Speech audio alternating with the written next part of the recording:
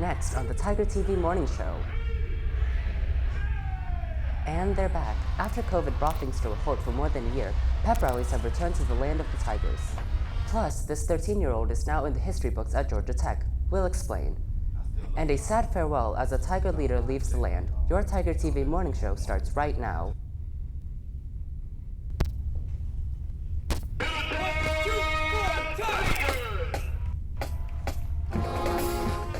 Good morning, and thanks for making Tiger TV your source for news and information here at Middleton High. I'm Kanaya Brady. And I'm Tomesha Woods. Today is Friday, September 17th. We're scheduled to have our first pep rally in more than a year. More on that in a moment, but first, the pandemic is making matters a little difficult. Here's reporter Zariah Rivers with more. So do you know how many students were hospitalized? From my understanding, it was only one student that had to go to the hospital. That's all the information I have right now. You don't know the progress? So I did hear that she was in the ICU, and then that this week she got out and she's doing much better. And just be mindful that this COVID-19 is very serious, and that we have to take it serious and do everything we can to prevent ourselves from contracting COVID-19. Thanks, Zariah. Meanwhile, schedule changes and their impact in the land of the Tigers. For more on that, I toss things over to Devin Schumacher.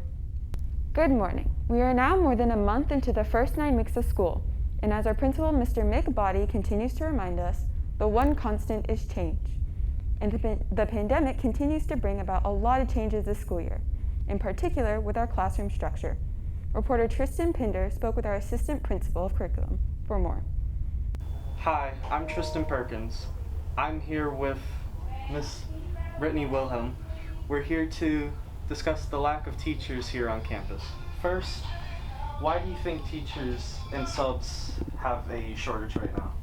So recently the district has cut units due to being more fiscally responsible, and so that impacts teaching units here at school. So we did lose a few teachers based on the fact that the district has to cut back in the amount of money that they're spending. How does the lack of teachers and staff affect the teachers on campus right now? It definitely burdens the teachers, right? If you have fewer teachers to teach all the students, then your class sizes get bigger, and that makes it a little bit more difficult. And then also impacts you guys' schedules because they get changed a few times as we have to adjust for teachers who leave. How might this affect the learning environment of students this year? Yeah, so I think coming back after COVID has been a challenge for everybody. Last year we sat at about half capacity, so even just having every student back on campus is a change.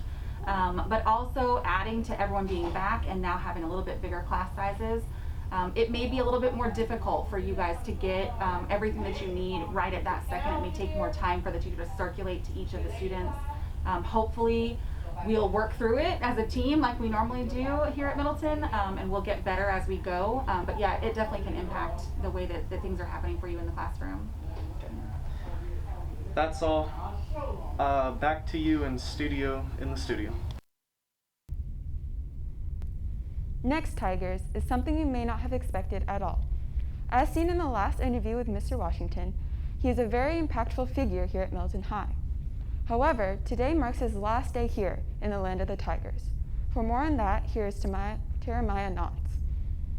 Yes, Friday will be my last day here at Middleton. I have received a promotion. What kind of promotion did you receive?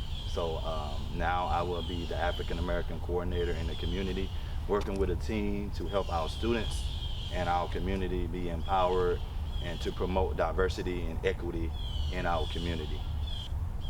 It means that you've been here for a while. How long have you really been at Middleton? I've been here for 2.5 years. How did you like it? I love it. Working with the students, working with the teachers, working with the sports programs. That was a fun time for me, but now it's time for me to move on to my next destination. But once a Tiger, always a Tiger. Thanks, Jeremiah. In addition, Mr. Washington left this farewell message to the students and seniors. I still love y'all. I'm gonna stop by and check on y'all, and y'all better be on point. And to all my seniors, graduate on time. Thank you, Mr. Washington, for all that you have done here at Middleton High and its students. Once a Tiger, always a Tiger. Now back to you, Tomesha. Later today, our Tigers will join in the gym for our first pep rally in more than a year. It's all part of our countdown to the highly anticipated Heritage Classic between our Middleton Tiger varsity football team and the Blake High School Yellow Jackets. This is file video of our last pep rally back in 2019. Reporter Maxwell Benefield spoke with a member of our student government today about the details of the day.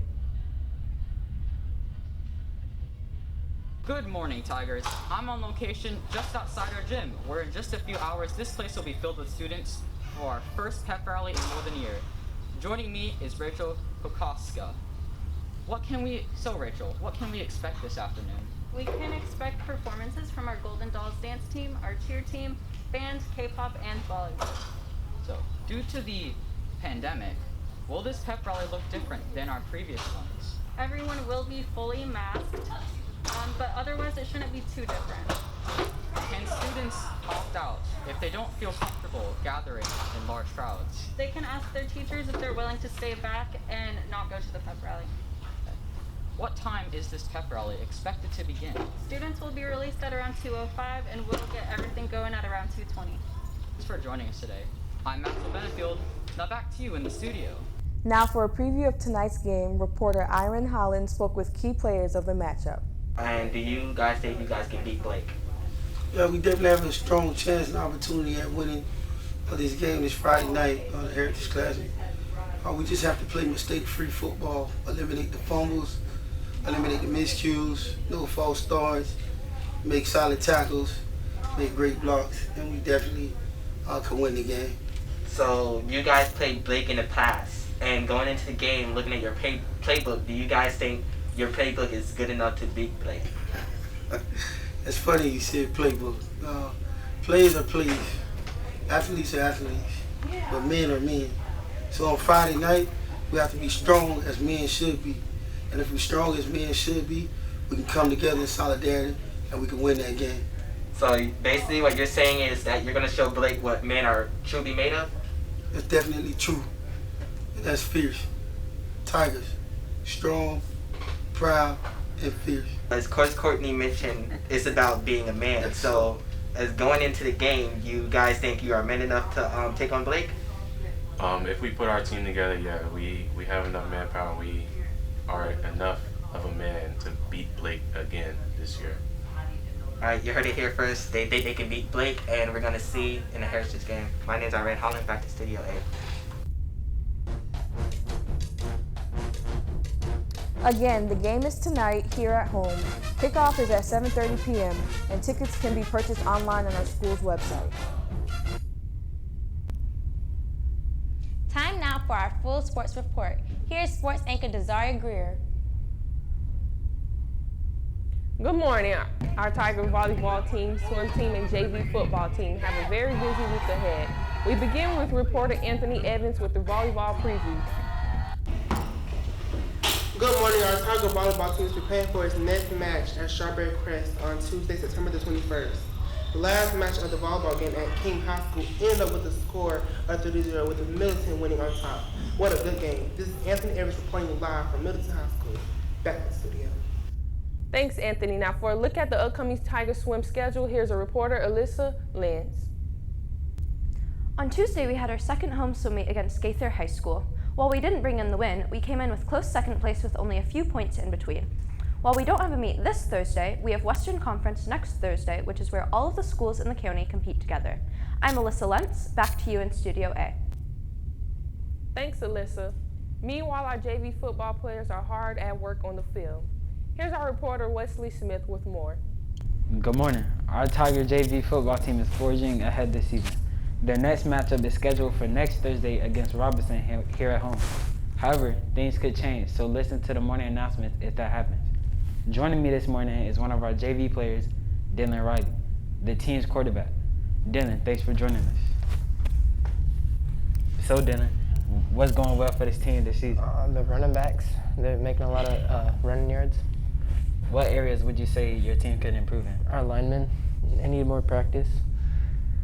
How many games do y'all have left this season? We have 4 games, and our next game is next Thursday against Robinson.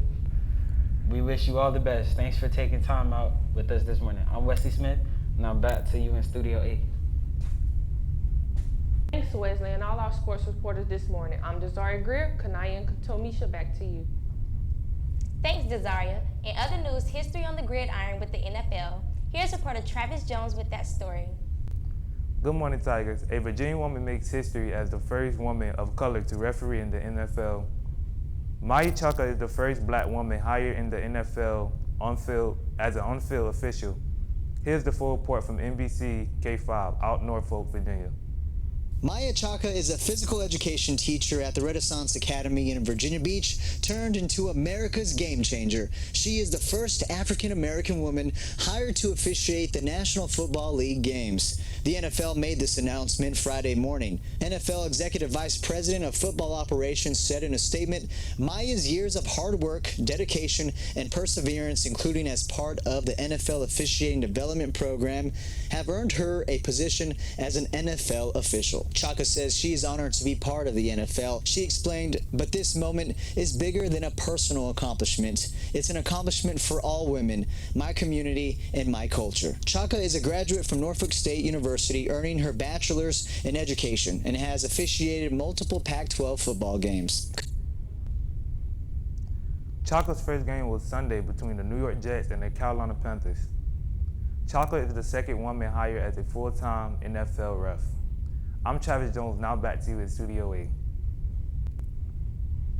Thanks, Travis. Finally, this morning, a child prodigy.